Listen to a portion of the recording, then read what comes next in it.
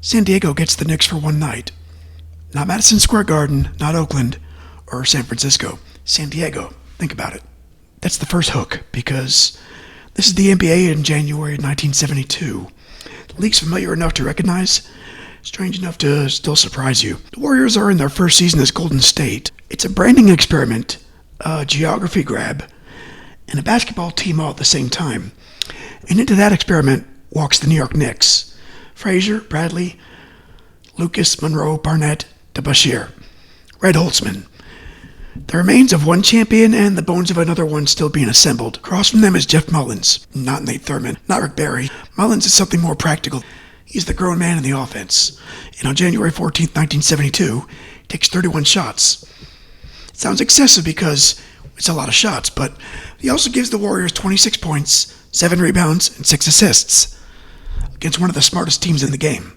Welcome back to Sports Lab 100. I'm documenting one game per player till I reach 100. Today it's Warrior 24, Jeff Mullins. January 14th, 1972. Golden State Warriors 115, New York Knickerbockers 111. The Warriors come in at 25-19.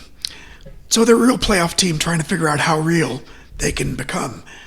They got Nate Thurman anchor in the middle.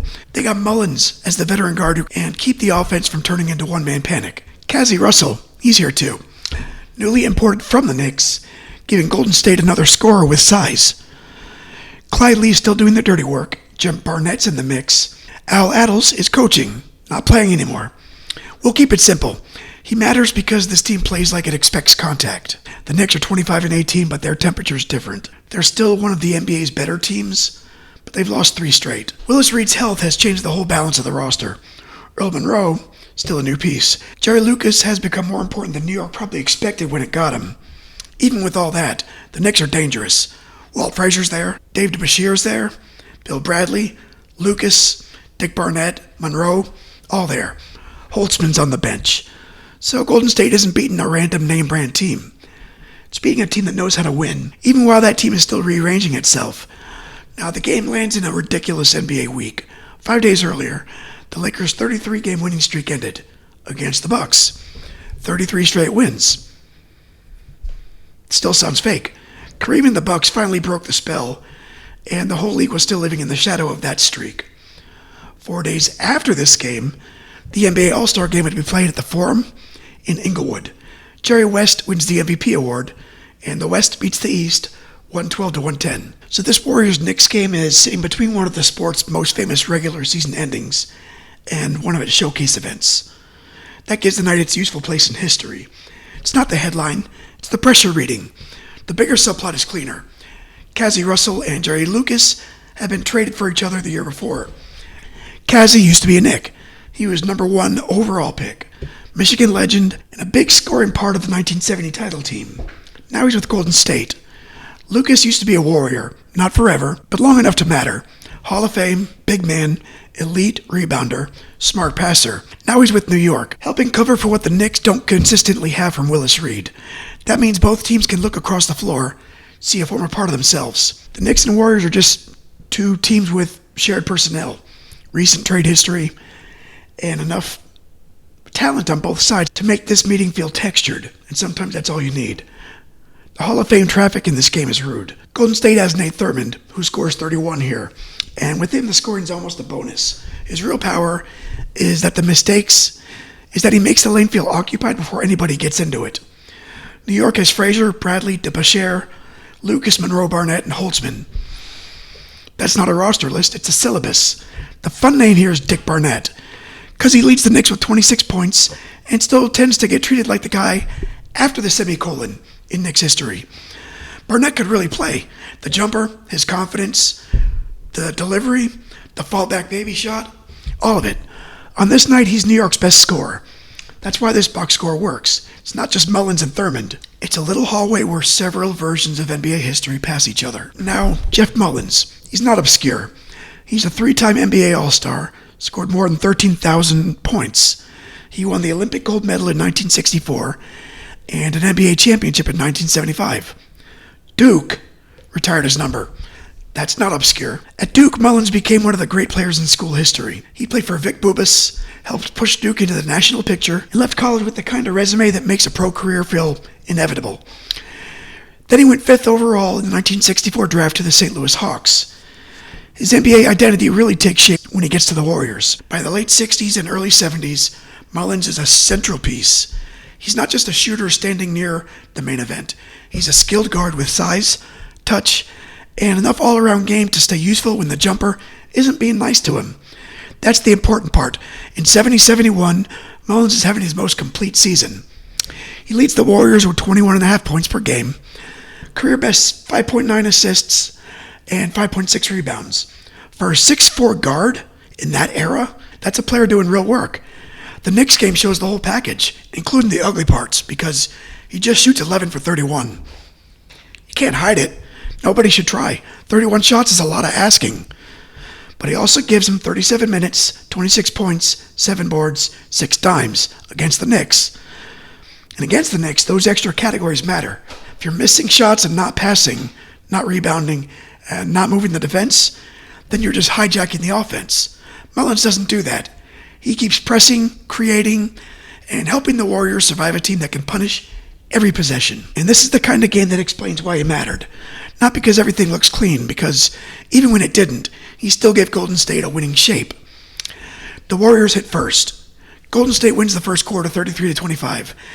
And that's important because the Knicks are not a team you want to chase all night. If New York slows the game down, organize the floor, and make you solve them possession by possession, the whole room starts to feel like a test you didn't study for. Thurman's aggressive, Mullins is involved. Golden State puts 33 on a defense that usually prefers a more controlled environment. Then the Knicks answer. New York wins the second quarter, 29-21, and by halftime, it's tied at 54. Very New York Knicks. No panic, no dramatic identity crisis, just steadier possession, Barnett scoring, Frazier doing what he does, Lucas, DeBusschere, and Bradley keeping the machine connected. So halftime resets the whole game. The Warriors win the third quarter 32-25. That's the push that decides the night. Not because the Knicks are done, but because Golden State proves the second quarter didn't scare them out of the game. They take a 7-point lead into the fourth. New York wins the final quarter 32-29. So the Knicks were still coming. Barnett just kept giving them points. Frazier gave them 22 with 10 boards and 5 assists. Lucas, DeBusschere, Bradley, Monroe, all of them were part of the pressure. But Golden State didn't give the game back. That's the real story. The Warriors start fast, get reeled in, punch back in the third, and then survive the late veteran push. Final score, Warriors 115, Knicks 111. Thurman scores 31. Mullins adds 26, 7, and 6. Barnett leads New York with 26. Frazier gives the Knicks that very clean Clyde Frazier line, 22, 10, and 4. Not a blowout or a masterpiece, a real victory. The kind where you didn't walk away saying everything's beautiful. You walked away saying, that team took a punch. For Golden State, this is a credibility win. The Warriors are trying to make the Golden State identity feel real. Beating the Knicks in San Diego helps. If you're going to ask the state to care, you need nights where the basketball deserves the request. This one does. It also corrects some recent history. The Warriors had beaten New York earlier in the season, but the Knicks beat them twice in December, including Christmas Day game. So it's not just another win, it's the Warriors showing they can solve the same opponent a second time. For the Knicks, the loss is annoying, but not fatal. They're in a rough patch. They've lost 4 straight. Reed's health has changed the team's center of gravity. Monroe's being folded in. The roster's brilliant, but not fully smooth. Still, New York's not collapsing. The team finishes 48-34, beat Baltimore, beat Boston, and reached the NBA Finals before losing to the Lakers. Golden State finishes 51-31, then lose to the Milwaukee Bucks in the playoffs. No shame.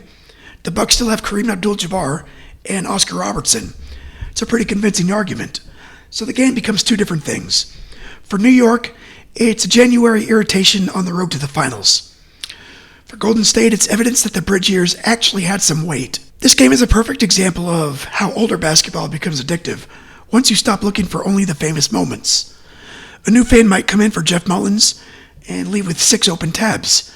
Mullins takes you to Duke, the 1964 Olympics, the Warriors, and the 1975 title. Thurman takes you the history of great defensive centers. The Knicks take you to one of the smartest teams ever built. Cassie Russell and Jerry Lucas take you into a trade that still has fingerprints on both teams. And suddenly, 115 to 111 isn't just a final score. It's a web. Basketball history doesn't just live in the games that everybody already talks about. Sometimes it lives in a neutral site January game where one franchise is testing a new identity, another's reworking a champion, and a veteran guard gives you 26 points on a night where the work looks harder than the result. That can make a new fan, not because this game is famous, but because it could open a door.